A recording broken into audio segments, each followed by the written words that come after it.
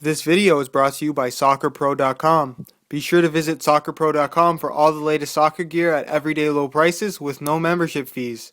Don't forget to use coupon code SR4U at checkout for $10 off a $75 purchase, plus free shipping within the US.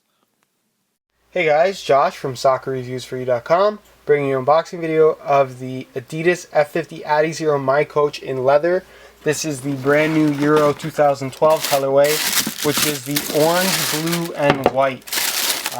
Keep in mind this is the leather version, so it does not come with the extra lightweight insoles or the leather cream anymore, not on the miCoach version.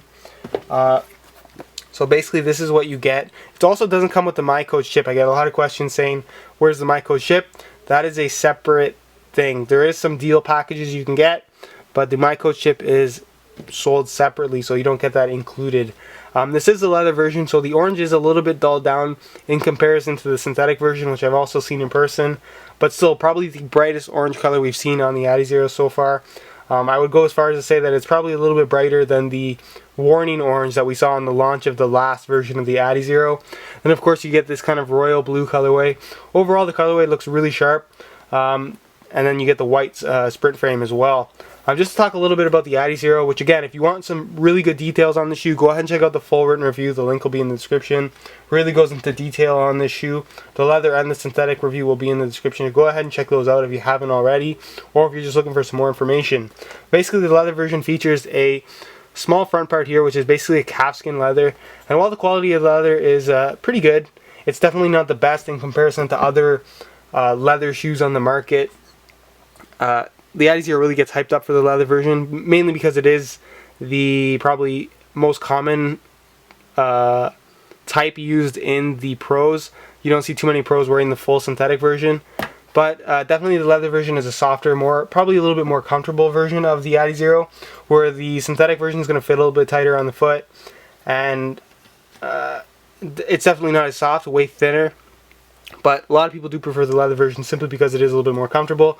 You also get the leather tongue, and also the leather version features a suede liner on the inside. I don't know if you guys can see that. Yeah, you probably can. The liner is suede on the inside, which is really nice.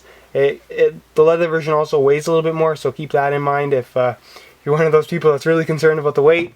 And then, of course, the back half is a synthetic material with kind of this faux leather finish on it. So it looks like leather, but it's definitely a thin synthetic, and it changes the feel of the shoe. It feels completely different if you touch the ball here rather than here at the leather part.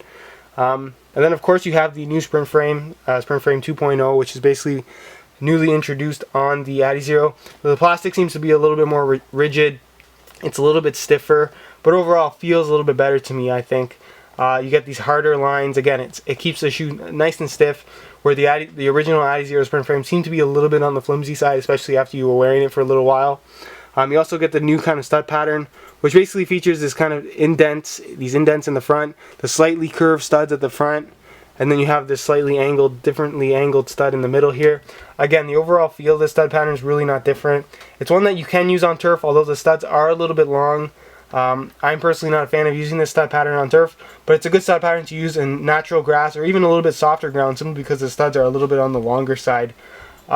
You also get the miCoach slot in this, so if you do have the miCoach chip, which again is not included with this, you have to buy it separately, you can definitely place it in the shoe and track your stats if you do have that available to you, if you do own a miCoach chip, sorry.